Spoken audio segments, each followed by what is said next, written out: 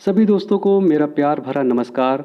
तो आइए दोस्तों, फिर मैं टॉप 20 क्वेश्चंस लेकर आपके सामने हाजिर हो गया हूं, और वो भी हिंदी के विधाओं से क्वेश्चंस हैं और बहुत ही इम्पोर्टेंट प्रश्नों का संकलन किया हूं इस बार टॉप 20।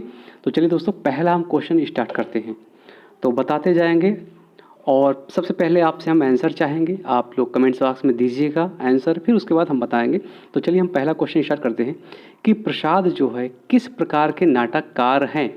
प्रसाद यानी जयशंकर प्रसाद को हम किस प्रकार का नाटककार मानते हैं? सामाजिक, राजनैतिक, ऐतिहासिक या मानवतावादी? बताइए दोस्तों कमेंट्स बॉक्स में। तो देखिए, प्रसाद ने यानी जयशंकर प्रसाद ने कितने नाटक लिखे हैं? 14 नाटक लिखे हैं, जिनमें कि 8 जो है ऐतिहासिक हैं और 4 इनके पौराणिक हैं और 2 इनका भावात्मक है। तो कितने सबसे ज़्यादा क्या लिखे इन्होंने? ऐतिहासिक। तो जयशंकर प्रसाद क्या माने जाएंगे, किस प्रकार के नाटक कर रहे हैं वो? ऐतिहासिक। यानी ऑप्शन नंबर आपका कौन सा सही हो जाएगा दोस्तों? सी। तो याद रख लेना है आपके, यानी जयशंकर प्रसाद कैसे नाटककार हैं? वो एक ऐतिहासिक नाटककार माने जाते हैं। क्यों? क्योंकि उन्होंने 8 नाटकों का रचना किया है, यानी 8 नाटकों की रचना की है जो कि ऐतिहासिक हैं। सबसे ज़्यादा इन्होंने ऐतिहासिक नाटकों की रचना की है, इसीलिए हम जयशंकर प्रसाद जी को कौन सा नाटककार मानते हैं? ऐतिहासिक नाटककार। आइए दोस्तों, अगले क्वेश्चन का आप लोग आंसर दीजिए। बताइए, नाटककार हैं आपके मुद्रा राक्षस जी। तो मुद्रा राक्षस का वास्तविक नाम क्या है? तो इनका देखिए नाम जैसा बहुत डरावना लगता है कि मुद्रा राक्षस। तो मुद्रा राक्षस पता नहीं इन्होंने क्यों नाम चेंज करके रख लिया है। तो इनका जो वास्तविक नाम क्या था? मदन मोहन गुगलानी, आनंदी लाल, सुभाष चंद्र आर्य या बद्रीनाथ भट्ट? बताइए दोस्तों, आप लोग कमेंट्स करिए। तो मुद्रा राक्षस का जो वास्तविक नाम क्या था? सुभाष चंद्र आर्य, यानी ऑप्शन नंबर आपका सी। जिन्होंने ऑप्शन नंबर सी दिया है सभी राइट है दोस्तों। तो ये रट लीजिए, मुद्रा राक्षस का वास्तविक नाम क्या था? सुभाष चंद्र आर्य। और मुद्रा राक्षस ने कौन से नाटकों की रचना की है, इसकी हम चर्चा करते हैं। तो मुद्रा राक्षस का एक तो हो गया आपको बहुत इम्पोर्टेंट तिलचट्टा, तिलचट्टा हो गया। मरजीवा, मरजीवा भी इनका नाटक हो गया। मरजीवा उपन्यास डालमिया जी का है। और इनका योर्स फेथफुली, तेंदुआ और आला अफसर बहुत इंपॉर्टेंट इनके ये नाटक हैं। और इनका क्या था वास्तविक नाम? सुभाष चंद्र आर्य। बताइए, वेरी इंपॉर्टेंट दोस्तों, ये आपका नेट में क्वेश्चन आया हुआ है। मोहन राकेश के किस नाटक को मील का पत्थर माना जाता है?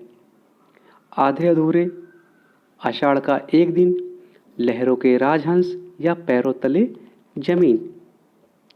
तो बताइए कौन से इसके नाटक को मील का पत्थर माना जाता है? ऑप्शन में आप लोग दीजिए, कमेंट्स करिए। तो चलिए सही आंसर हम बताते हैं। आधे अधूरे को, मोहन राकेश नाटक को यानी आधे अधूरे को मील का पत्थर माना जाता है। क्यों माना जाता है? क्योंकि इन्होंने इसमें जो है मध्यम वर्गीय की विघटित मूल्यों की विडंबना को प्रस्तुत किया गया है, इसीलिए इस नाटक को हम मील का पत्थर मानते हैं। और आषाढ़ का एक दिन, ये कालिदास के काल्पनिक जीवन पर आधारित है, आषाढ़ का एक दिन। और आपका लहरों के राजहंस, ये अश्वघोष के सौदरानंद नाटक पर आधारित है। तो देख लीजिएगा, यानी मील का पत्थर कौन हो गया आपका मोहन राकेश का? आधे अधूरे। हिंदी का प्रथम संस्मरण किसने लिखा?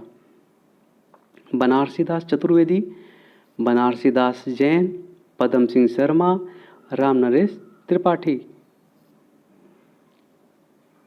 बताइए दोस्तों, हिंदी का प्रथम संस्मरण, पहले तो आप ये आपको पता होना चाहिए कि हिंदी का प्रथम संस्मरण कौन सा है।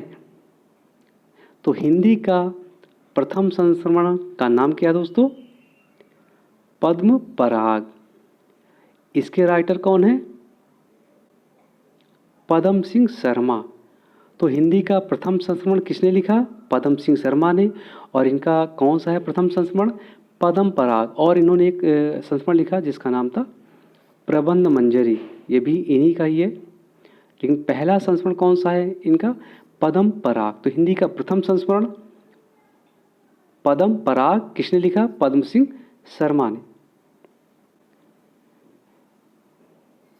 आछे दिन पाछे भय, वेरी इंपॉर्टेंट रचना है दोस्तों। आछे दिन पाछे भय, तो ये क्या है? ये संस्मरण है। अगर पूछ लेगा इसकी विधा तो ये संस्मरण है, आछे दिन पाछे भय 2004 का। और ये किसका संस्मरण है? दूधनाथ सिंह, काशीनाथ सिंह, विश्वनाथ त्रिपाठी या शंभुनाथ सिंह? बताइए दोस्तों, किसका संस्मरण है ये? तो ये काशीनाथ सिंह का संस्मरण है। जिन्होंने बी ऑप्शन दिया यानी काशीनाथ, एकदम राइट आंसर है सभी का। तो काशीनाथ का संस्मरण है आछे दिन पाछे भय, 2004 की ये रचना है। और इन्होंने एक बहुत इंपॉर्टेंट संस्मरण लिखा था 2006 में, जिसका नाम था घर का जोगी जोगड़ा। घर का जोगी जोगड़ा 2006 की ये रचना है। तो दोनों ही रट लीजिए, बराबर पूछता है, इनसे क्वेश्चन बनाते हैं। नंगा तलाई का गांव, तो नंगा तलाई का गांव जो है ये किसकी रचना है? तो ये इस प्रति आख्यान पर ये रचना आधारित है, नंगा तलाई का गांव। और ये किसकी रचना है? बताइए दोस्तों, विश्वनाथ त्रिपाठी, विश्वनाथ प्रसाद तिवारी, विश्वनाथ प्रसाद मिश्र या विश्वनाथ प्रसाद शुक्ल? तो चारों नाम हमने रख दिया है विश्वनाथ से, इसलिए आप हो गए होंगे कंफ्यूज, क्योंकि 2-4 क्वेश्चन आपको कन्फ्यूज़न वाले तो मिलेंगे ही सेम नाम के ही।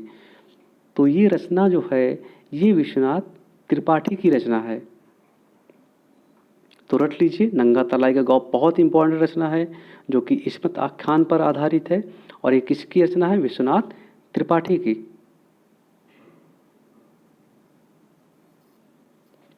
मंटो मेरा दुश्मन, ये भी दोस्तों कई बार पूछ चुका है, मंटो मेरा दुश्मन। तो ये संस्मरण है 1956 का, आपको हमने गेस दे दिया। और ये किसका संस्मरण है? जगदीश चंद्र माथुर, गिरिजा कुमार माथुर, विष्णु प्रभाकर या आशा? तो बताइए दोस्तों, ये किसका संस्मरण है? जिसका भी ये संस्मरण है दोस्तों, आपको मैं हिंट दे रहा हूँ, एक संस्मरण और लिखा जिसका नाम था ज़्यादा अपनी पराई कम। तो बताइए दोस्तों, तो मंटो मेरा दुश्मन जो कि बहुत इंपॉर्टेंट रचना है, ये किसका है? ये उपेंद्र नाथ अश्क, यानी ऑप्शन नंबर आपका डी। हजारी प्रसाद द्विवेदी पर लिखा गया संस्मरण व्योमकेश दरवेश के लेखक कौन है? तो व्योमकेश दरवेश के लेखक कौन है दोस्तों? विश्वनाथ त्रिपाठी। फिर चारों ऑप्शन आपके पास आ गए, फिर आप कंफ्यूज हो जाएंगे। तो व्योमकेश दरवेश किसकी रचना है? ये भी विश्वनाथ त्रिपाठी की ही रचना है, यानी ऑप्शन नंबर ए।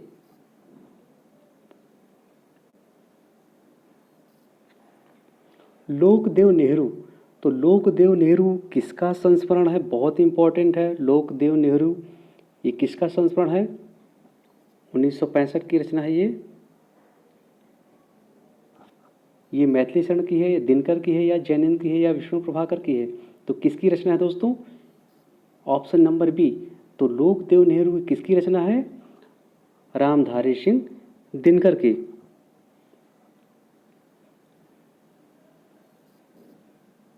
एक शमशेर भी है, तो एक शमशेर भी है किसकी संस्मरणात्मक कृति है?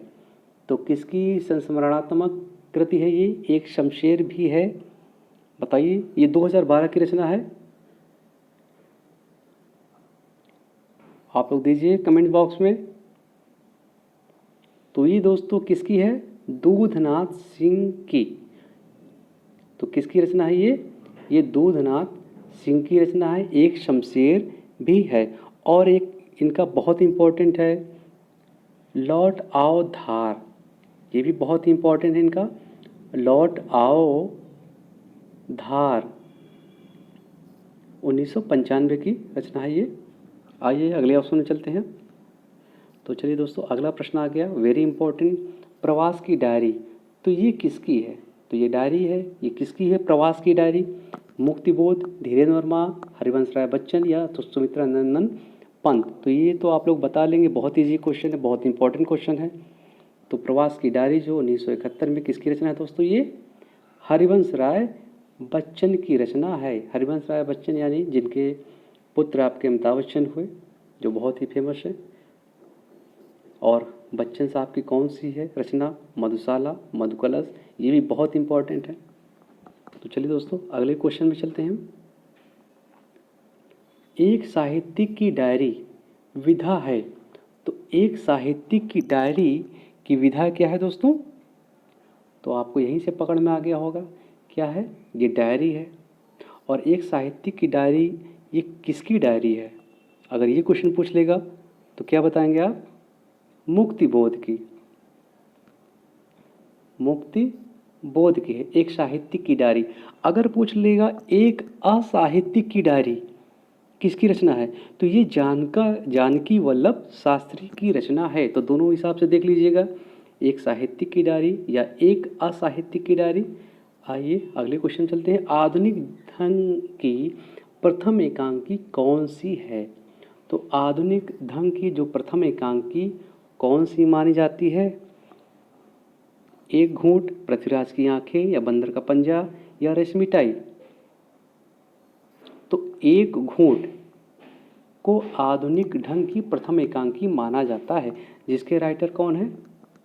जयशंकर प्रसाद। और पृथ्वीराज की आंखें, ये भी बहुत इंपॉर्टेंट है।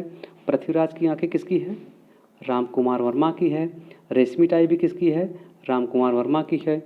और ये पंजा किसका है? बताइए दोस्तों, ये जैकब्स का है।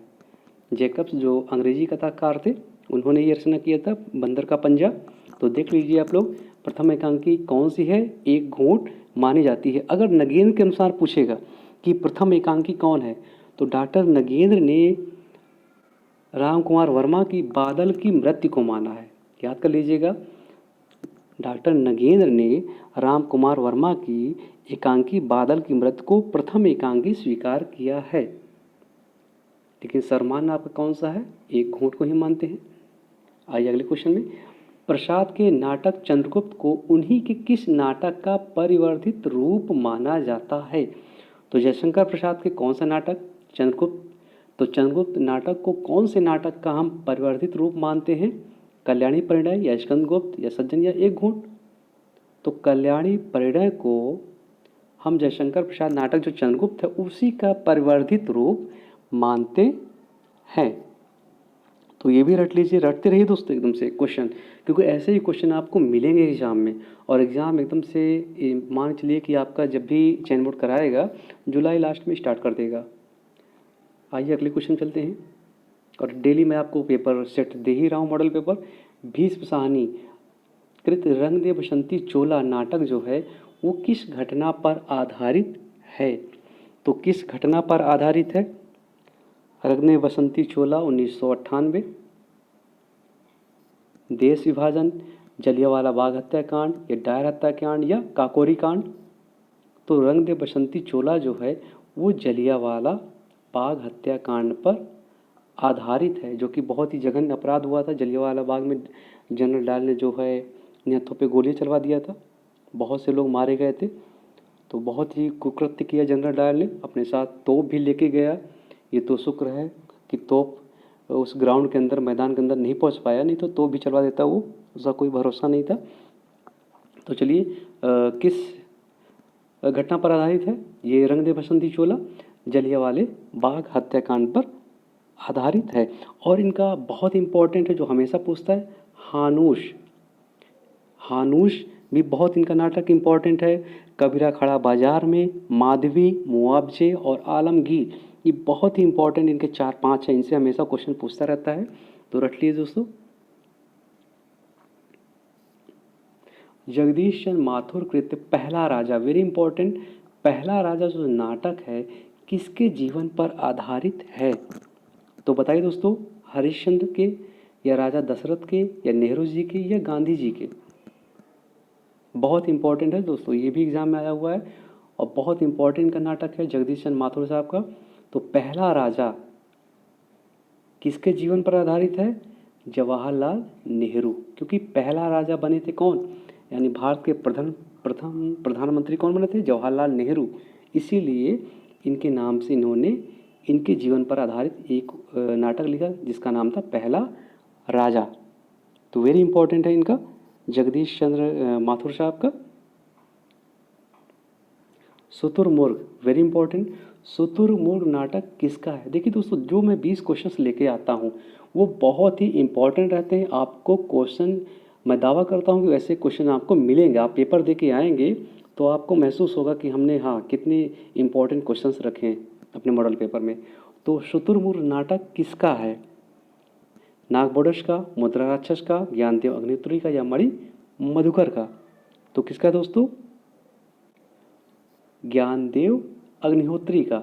तो शुतुरमुर्ग नाटक किसका है? ज्ञानदेव अग्निहोत्री। इन्होंने और इम्पोर्टेंट लिखा है नाटक, इसका नाम है नेफा की एक श्याम, अनुष्ठान, वतन की आबरू, बहुत इंपॉर्टेंट है, देश विभाजन पर आधारित है, और चिराग जल उठा, ये भी इनके बहुत ही इंपॉर्टेंट है। इस चारों पांचों को रट लीजिए ज्ञानदेव अग्निहोत्री साहब के। आइए अगले क्वेश्चन चलते हैं। देखिए, नेफा की एक शाम आ गई। तो नेफा की एक शाम नाटक में किस युद्ध के प्रभाव का वर्णन है? भारत पाकिस्तान, या भारत बांग्लादेश, या भारत चीन, या भारत चीन? तो नेफा की एक शाम भी किसकी है रचना, किसका नाटक है? ज्ञानदेव अग्निहोत्री साहब की है। और इसमें भारत चीन युद्ध के प्रभाव का वर्णन है। तो ऑप्शन नंबर आपका डी। रूसी नाटककार गोगोल के नाटक इंस्पेक्टर जनरल का आला अफसर नाम से हिंदी अनुवाद किसने किया था? तो किसने किया था आला अफसर से नाम से? मुद्रा राक्षस ने, यानी ऑप्शन नंबर बी। जिसने ऑप्शन नंबर बी दिया वो एकदम राइट आंसर है। तो ऑप्शन नंबर बी। और लास्ट क्वेश्चन चलते हैं दोस्तों। हिंदी में नुक्कड़ नाटक की शुरुआत किसने की थी? सुदर्शन मजीठिया, स्वदेश दीपक, शंकर शिष्य, या नंदकिशोर आचार्य? तो नुक्कड़ नाटक दोस्तों ऐसा होता था कि ये रंगमंच पे ना होकर ये गली में, चौराहे में, कहीं भी, यानी पब्लिक प्लेस में भी हो सकता था। नुक्कड़ नाटक होते थे। लोगों का मनोरंजन करने के लिए जगह जगह ये नुक्कड़ नाटक की शुरुआत की गई। ये रंगमंच में कभी नहीं होता था, क्योंकि पहले पहले ज़माने में क्या होता था कि लोग जब थके हारे आते थे घर में और शाम को बाहर बैठते थे, तो ऐसे लोग बाहर ही नाटक का मंचन करते थे बिना रंगमंच के। इसी वहीं से शुरुआत हुई नुक्कड़ नाटक की। तो नुक्कड़ नाटक की शुरुआत किसने की? सुदर्शन मजीठिया साहब ने, यानी ऑप्शन नंबर ए।